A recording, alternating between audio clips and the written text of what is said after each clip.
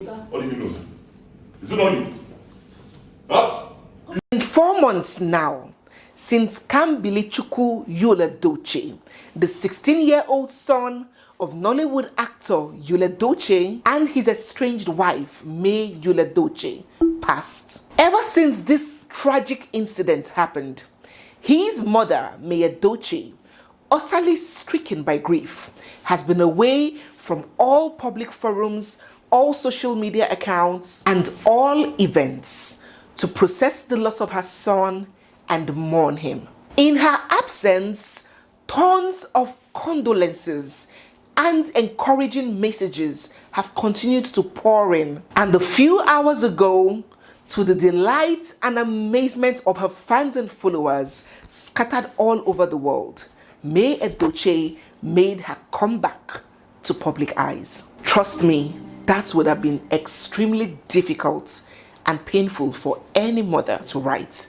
It is one letter that any mother dreads writing. May God continue to grant her the fortitude to bear this indescribable, irreplaceable loss. So going back to this incident, when news made it out, or rather when Yul himself announced that he had welcomed a child with fellow actor Judy Austin and that they had gotten married, the reaction of May, his wife of 18 years, confused a lot of people. May had strongly disapproved of her husband's decision to take a second wife. She stated that she had a very loving and stable monogamous marriage prior to that shocking announcement by her husband. Insisting that she would not be numbered amongst women, she mentioned that polygamy is a life choice and that no one must be coerced or compelled to accept it. She admitted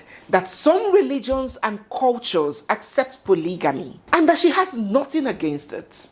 But as an individual, she will not, never be cajoled to accept a practice that is contrary and conflicting to her beliefs, religion, and family values. Now, that was not the part that was confusing for a lot of people. What perplexed many was that despite her insistence to refuse polygamy, despite her insistence that she will not be numbered as a wife, she still remained the wife of Yul Edochie, the polygamous man, the man who has embraced polygamy. They still lived together. Of course, he shuttled between their home and the home of the other lady. She still bore his surname. She still addressed his family as her in-laws. And since this man in question had no intention in the world to sever his relationship or marriage with the second woman, she invariably was considered numbered as a wife, whether she chooses to accept it or not. And even despite saying that she will not be. Well, on that note, there is news. Now, according to very reliable sources, May Edochie has commenced her divorce proceeding against her husband, Yul Edochie, with the intent to completely dissolve their 18-year-old marriage. She and her counsel, her lawyer, were seen in court a few days ago trying to kickstart the process and set the ground rolling for the divorce. And when this news made it out, it was trailed once again with mixed reaction. The first school of thought highly commended her, and in their opinion, it was even coming a little too late. It should have been done sooner. Long overdue, they say. It is their opinion that May had been humble, kind, and patient enough for her husband to have come back to his senses. They were like, when this whole madness started, ever since it started, May had never badmouthed her husband. She had never taken to social media to heap any kind of accusations on him. She had maintained her peace and decorum. She stayed patient, hoping that it was only a mistake. It was maybe a phase, a bad indiscretion, hoping that he will repent and come back home. She stayed calm, hopeful, and prayerful until she realized that the tides have taken him so far and he was far beyond redemption. Hence, she had to move on. To them, worse is even the way he handled the passing of their child. How he took to social media to play around, loaf around, and goof around with the second woman, having no regard in the world for her pain or a single respect for the memory of a child they shared together. To them, May believes that there is no iota of love left in that marriage, and the marriage has broken down irretrievably. Come on, he is even hardly ever home with May. He has literally moved to the home of the other woman. So what's the point? There is absolutely no point for her sitting there, wasting her life, grasping at straws and trying to hold on to thin air. They believe that she made the right choice by leaving for her self-esteem, for her mental health, for the rest of her children, for her emotional state of mind. They believe that May made the best choice, the best decision to quit that marriage, and anybody encouraging her to put up with that marriage is surely not a friend, but an enemy. Now, that is on the one hand. On the second hand, people who belonged to this second school of thought hit the gravel very heavy on May. They seriously, in very strong words, condemned her decision. According to them, they believe that May leaving the marriage means she's a quitter, means she's a loser, means that she gave up. They couldn't fathom for any reason in the world why she should vacate a marriage of 18 years because her husband strayed with another woman. A marriage that she had built for 20 whole years, almost 20 years of her life. According to them, the best thing May would have done was to tighten her belts, both physical and spiritual belts, and go on her knees in prayer and save her marriage and bring back her husband home. They contend that look at her husband acting like someone that has taken leave of his senses. He is obviously being manipulated both physically and spiritually, and as a good wife, a strong wife, a virtuous wife, a wife who knows God, she is supposed to get on her knees, go into the war room, stay up at night, midnight prayer, fasting, and win her man back. To them, May had no business leaving her marriage just because of Judy, thereby making Judy the winner in all of this fracas. Now, these are the two schools of thoughts. Where do you belong? Which of them do you go by? Which of them makes more sense to you? Which of them appeals to you? And which of them is absolute nonsense to your line of thinking? Do drop all of that down in the comment section. Another important update that has come up is the claim that Yul has refused to be served.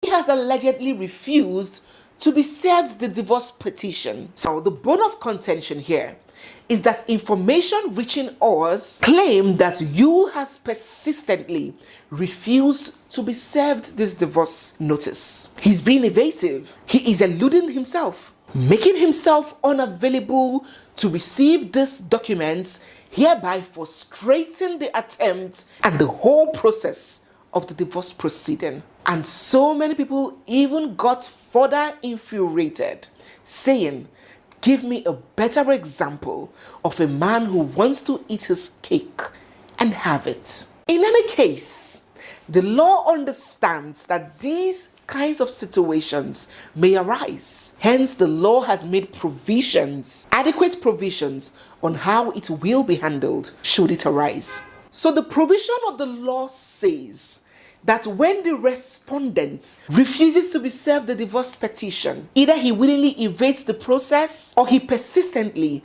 makes himself unavailable to receive it. The petitioner, that's the person initiating the divorce, can, through his or her lawyer, seek the permission of the judge to serve that notice via substituted means. So instead of going through the legal stipulated normal means of serving it physically to him hand in hand and he signs an acknowledgement copy, the judge and the court can grant an order for substituted means to be explored and harnessed. Substituted means can be through sending it via electronic means to his email. It can be through pasting it in several conspicuous areas of his house, it can be through any means as stipulated by the judge. So that is an option that can be explored in this case if this respondent insists or refuses to accept this petition. And the law says that when this substituted means has been explored,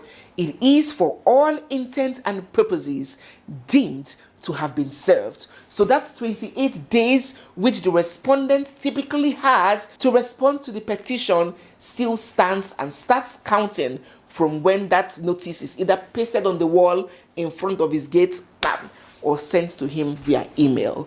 It is acceptable. And furthermore, after these 28 days that the law gave him to respond, if he or she do not respond, then the divorce petition can proceed to be heard in court in his or her absence, and judgment will be given in absentia. Before we bring this video to an end, it's important that I mention here that May and Yul's first daughter, more like only daughter, has taken to social media to drop a very cryptic message. She said via her post that when one chases two rats, he ends up catching none.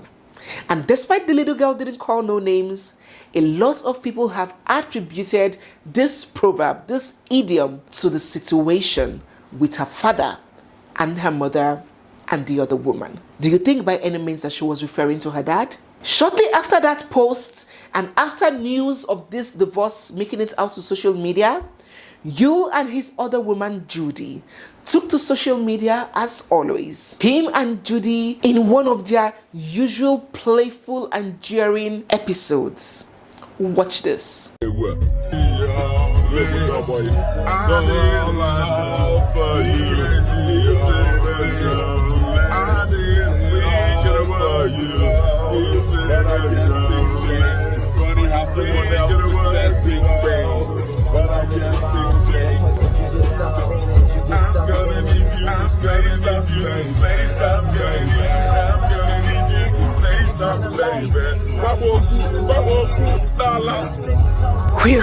It seems that this whole thing is very, very far from over. Do let us know what you think down in the comment section. Do you think that May is making a letting go of her marriage of almost 20 years instead of staying by him and rescuing her husband in this challenging time, as people put it? Or do you think that she has been patient and modest enough, and in the interest of her own peace, her sanity, her mental state, she has made the best decision to move for a divorce against her husband? Do let me know your thoughts in the comment section, and let me know also what you think about Yul's daughter taking to social media to supposedly shade her father. Do you think that it's in her rights to do that, or do you think that the children should be kept away from the drama, as this whole brouhaha is between her father and her mother, and she as a child does not have any right to step in on anybody's side? Do let me know what you think about all of these down in the comment section. So thank you so much guys for watching. If you're new here, don't forget to hit the subscribe button, turn on your bell notifications, give this video a big thumbs up, drop all your feelings down in the comment section, and stay glued because we have so much more coming your way.